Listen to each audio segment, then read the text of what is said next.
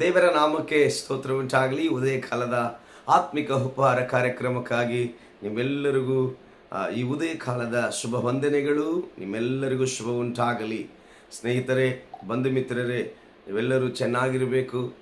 ಯಾಕೆಂದರೆ ನಾವೆಲ್ಲರೂ ಚೆನ್ನಾಗಿರಬೇಕೆಂದೇ ಈ ಲೋಕದಲ್ಲಿ ದೇವರು ನಮ್ಮನ್ನು ಉಂಟು ಮಾಡಿದ್ದಾನೆ. ಅದಕ್ಕಾಗಿ ನೀವೆಲ್ಲರೂ ಚೆನ್ನಾಗಿರಬೇಕು. ದೇವರು ನಿಮ್ಮನ್ನು ಸಂತೋಷದಿಂದಲೂ ಆರೋಗ್ಯ ಆಯುಷ್ಯಗಳಿಂದಲೂ ದೇವರು ತುಂಬಿಸಿ ನಡೆಸಬೇಕೆಂದೇಳಿ ಈ ಉದಯ ಕಾಲದಲ್ಲಿ ನಾನು ಪ್ರಾರ್ಥಿಸುವನಾಗಿದ್ದೇನೆ.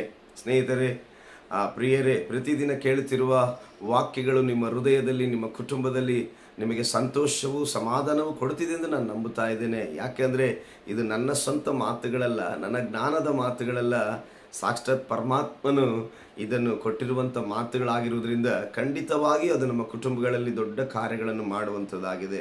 ಅದಕ್ಕಾಗಿ ದಯಮಾಡಿ ಈ 5 ನಿಮಿಷ ಮಾತ್ರವೇ ನೀವು ದಯಮಾಡಿ ಈ ಕೊನೆಯವರೆಗೆ ಈ ಮಾತುಗಳನ್ನು ಕೇಳಿ ಕೊನೆಯ ಪ್ರಾರ್ಥನೆಯವರೆಗೆ ನೀವು ನೋಡುವುದಾದರೆ ಖಂಡಿತವಾಗಿ ದೇವರು ನಿಮ್ಮನ್ನು ಆಶೀರ್ವದಿಸಿ ನಿಮ್ಮ ಕುಟುಂಬಗಳಲ್ಲಿ ದೊಡ್ಡ ಕಾರ್ಯಗಳನ್ನು ಮಾಡುವನಾಗಿದ್ದಾನೆ. ಮಕ್ಕಳಿಲ್ಲದವರಿಗೆ ಮಕ್ಕಳು, ಆರೋಗ್ಯ ಇಲ್ಲದವರಿಗೆ ಆರೋಗ್ಯ, ಸಮಾಧಾನ ಇಲ್ಲದ ಸಮಾಧಾನ, ಸಂತೋಷ ಇಲ್ಲದವರಿಗೆ ಸಂತೋಷ, ನೆಮ್ಮದಿ ಇಲ್ಲದವರಿಗೆ ನೆಮ್ಮದಿ, ಜಯವಿಲ್ಲದವರಿಗೆ ಜಯ, ಎಲ್ಲ ಕಾರ್ಯಗಳನ್ನು ದೇವರು ನಡೆಸುವುದಕ್ಕೆ ಆತನು ಶಕ್ತನಾಗಿದ್ದಾನೆ. ಯಾಕೆಂದರೆ ಆತನು ಈ ಲೋಕದಲ್ಲಿರುವೆಲ್ಲವನ್ನು ಸೃಷ್ಟಿ ಮಾಡಿದನು ಆತನೇ, ಎಲ್ಲವನ್ನು ನಿರ್ಣಯಿಸಿದನು ಆತನೇ.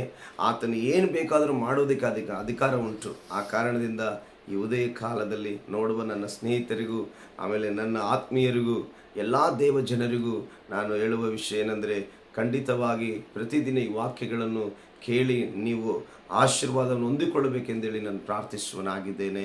5 ನಿಮಿಷಗಳು ಮಾತ್ರವೇ, ಎಷ್ಟೋ ಸಮಯ ನಾವು ಎದಕ್ಕೂ ವೇಸ್ಟ್ ಮಾಡ್ತೀವಿ.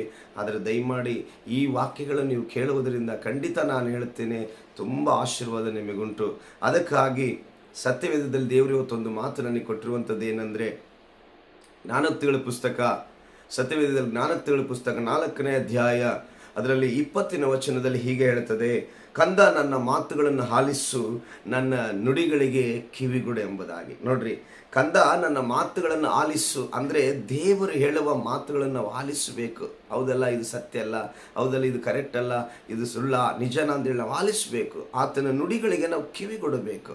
ನಾವು ಯಾವಾಗ ಆತನ ಮಾತುಗಳನ್ನು ಆಲಿಸಿ ಆತನ ಮಾತುಗಳಿಗೆ ನಾವು ಕಿವಿಗೊಡುತ್ತೇವೋ ಖಂಡಿತವಾಗಿ ಅದೇ ಸತ್ಯವೇದದಲ್ಲಿ 91ನೇ ಕೀರ್ತನೆ ಎಂಬ ಪುಸ್ತಕದಲ್ಲಿ ಅದರಲ್ಲಿ 16ನೇ ವಚನದಲ್ಲಿ ದೇವರು ಹೀಗೆ ಹೇಳ್ತಾನೆ, ದೀರ್ಘ ಆಯುಷ್ಯವನ್ನು ಅನುಗ್ರಹಿಸುವವನನ್ನು ತೃಪ್ತಿಪಡಿಸುವೆನು, ನನ್ನ ವಿಶೇಷವಾದ ರಕ್ಷಣೆಯನ್ನು ತೋರಿಸುವೆನು. ನೋಡ್ರಿ, ದೇವರು ಹೇಳ್ತಾನೆ, ಯಾವಾಗ ತಂದೆ ಮಾತು ಅಂದರೆ ಕಂದ ಮಗನು ಕೇಳುತ್ತಾನೋ, ಮಗನು ಆತನ ನುಡಿಗಳನ್ನು ಕಿವಿಗೊಟ್ಟು ಕೇಳಿ ಆತನ ಮಾತುಗಳನ್ನು ಲಾಲಿಸುತ್ತಾನೋ, ಅಂಥ ವ್ಯಕ್ತಿಗೆ ತಂದೆಯಾದ ದೇವರು ಹೇಳುವ ಮಾತೇನೆಂದರೆ, ದೀರ್ಘ ಆಯುಷ್ಯನ್ನು ಅನುಗ್ರಹಿಸುವವನನ್ನು ತೃಪ್ತಿಪಡಿಸುವೆನು, ನನ್ನ ವಿಶೇಷವಾದ ರಕ್ಷಣೆಯನ್ನು ತೋರಿಸುವೆನು ಎಂಬುದಾಗಿ. ಪ್ರಿಯ ಸ್ನೇಹಿತರೆ, ಬಂಧು ಮಿತ್ರರೇ, ನನ್ನ ಆತ್ಮೀಯರೇ, ನಾನು ಖಂಡಿತ ಉದಯ ಕಾಲದಲ್ಲಿ ಹೇಳ್ತೇನೆ, ದೇವರು ಒಳ್ಳೆಯವನಾಗಿದ್ದಾನೆ. ಆತನು ಒಳ್ಳೆಯವನಾಗಿರೋದ್ರಿಂದಲೇ ನಮ್ಮಂಥ ಜನರನ್ನು ಆತನು ಉಂಟು ಮಾಡಿ, ತಾಯಿಯ ಗರ್ಭದಲ್ಲಿ ನಮ್ಮನ್ನು ಉಂಟು ಮಾಡಿ ಇವತ್ತು ನಮ್ಮನ್ನು ಎಲ್ಲ ರೀತಿಯಲ್ಲಿ ಕಾಪಾಡುತ್ತಾ ಆತನ ನಡೆಸ್ತಾ ಇದ್ದಾನೆ. ನಾವು ತಪ್ಪು ಮಾಡಿದ್ರು, ತಪ್ಪು ಮಾಡಿಲ್ಲ ಅಂದರೂ, ನಾವು ಹೇಗೆ ಜೀವಿಸಿದ್ರೂ ದೇವರು ನಮ್ಮನ್ನು ಕರುಣಿಸಿ, ನಮ್ಮನ್ನು ಕ್ಷಮಿಸಿ ಆತನು ಒಳ್ಳೆ ಮಾರ್ಗದಲ್ಲಿ ನಡೆಸಬೇಕೆಂದೇಳಿ ಉದ್ದೇಶಪೂರ್ವಕವಾಗಿ ಆತನು ನಮ್ಮನ್ನು ಪ್ರತಿದಿನ ಈ ರೀತಿಯಾಗಿ ತನ್ನ ವಾಕ್ಯಗಳಿಂದಲೂ ಬಲಪಡಿಸ್ತಿರುವ ದೇವರಿಗೆ ನಾನು ಕೋಟಿ ಸ್ತೋತ್ರ ಹೇಳುತ್ತೇನೆ. ಅದಕ್ಕಾಗಿ ಉದಯ ಕಾಲದಲ್ಲಿ ಆತನ ಮಾತುಗಳನ್ನು ನಾವು ಲಾಲಿಸೋಣ, ಆತನ ನುಡಿಗಳಿಗೆ ನಾವು ಕಿವಿಗೊಡೋಣ. ನಾವು ಕೊಡುವುದಾದರೆ ನಮಗೆ ದೀರ್ಘ ಆಯುಷ್ಯನ್ನು ಅನುಗ್ರಹಿಸಿ ನನ್ನನ್ನು ತೃಪ್ತಿಪಡಿಸುವನು, ನನ್ನ ವಿಶೇಷವಾದ ಅಂದರೆ ಆತನ ವಿಶೇಷವಾದ ರಕ್ಷಣೆಯನ್ನು ನಮ್ಮೆಲ್ಲರಿಗೂ ತೋರಿಸುವನಾಗಿದ್ದಾನೆ. ಯಾರಿಗೆಲ್ಲ ದೀರ್ಘಾಯುಷ್ಯ ಬೇಕೋ ದೇವರಲ್ಲಿ ಆತನ ಮಾತನ್ನು ಲಾಲಿಸಿರಿ. ಯಾರಿಗೆಲ್ಲ ವಿಶೇಷವಾದ ರಕ್ಷಣೆ ಬೇಕೋ ಆತನ ಪ್ರತಿದಿನ ನುಡಿಯುವಂಥ ನುಡಿಗಳಿಗೆ ಕಿವಿಗೊಡ್ರಿ.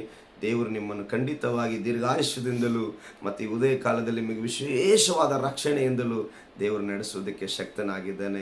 ಎಲ್ಲರಿಗೂ ನಾನು ಥ್ಯಾಂಕ್ಸ್ ಹೇಳ್ತೀನಿ, ಎಲ್ಲರಿಗೂ ನಾನು ವಂದನೆಗಳು ಹೇಳ್ತೀನಿ.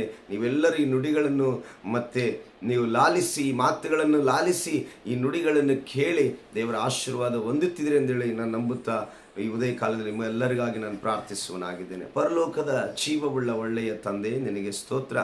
ಕಂದ, ನನ್ನ ಮಾತುಗಳನ್ನು ಆಲಿಸು, ನನ್ನ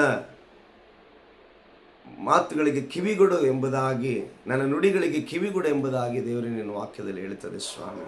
ಹೌದು ರಾಜ, ನಿನ್ನ ಮಾತುಗಳನ್ನು ನಾವು ಲಾಲಿಸ್ತೇವೆ ಕರ್ತನೆ, ನಿನ್ನ ನುಡಿಗಳಿಗೆ ನಾವು ಕಿವಿಗೊಡುತ್ತೇವೆ.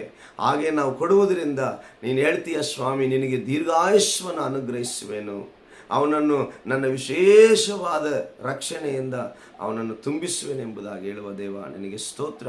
ಈ ಉದಯ ಕಾಲದಲ್ಲಿ ಇಲ್ಲಿ ಕೇಳುವ ನೋಡುವ ಎಲ್ಲ ನನ್ನ ಸ್ನೇಹಿತರು, ನನ್ನ ಬಂಧು ಮಿತ್ರರು, ನನ್ನ ಆತ್ಮೀಯರು, ಪ್ರತಿಯೊಬ್ಬರಿಗೆ ದೀರ್ಘಾಯುಷ್ಯವನ್ನು ತುಂಬಿಸಿ, ಅವರ ಕುಟುಂಬ, ಅವರ ಮಕ್ಕಳೆಲ್ಲರನ್ನೂ ದೇವರೇ ನಿನ್ನ ನುಡಿಗಳಿಂದಲೂ ನಿನ್ನ ಮಾತುಗಳಿಂದಲೂ ದೇವರೇ ಅವರನ್ನು ತೃಪ್ತಿಪಡಿಸಿ, ಅವರನ್ನು ನಿನ್ನ ಸತ್ಯದ ಮಾರ್ಗದಲ್ಲಿ ನಡೆಸಿ ದೇವರೇ ಅವರೆಲ್ಲರನ್ನು ಆಶೀರ್ವದಿಸಬೇಕೆಂದೇಳಿ ಈ ಉದಯ ಕಾಲದಲ್ಲಿ ಅವರು ಹೋಗುವ ಪ್ರತಿ ಕೆಲಸ ಕಾರ್ಯಗಳಿಗೂ ಪ್ರತಿ ಕಾರ್ಯಗಳಲ್ಲಿ ಅವರು ಜಯ ಕೊಟ್ಟು ನಡೆಸಿ, ನೀನೇ ಮಹಿಮಂದು ಯೇಸುವಿನ ನಾಮದಲ್ಲಿ ತಂದೆ, ಆಮೆನ್.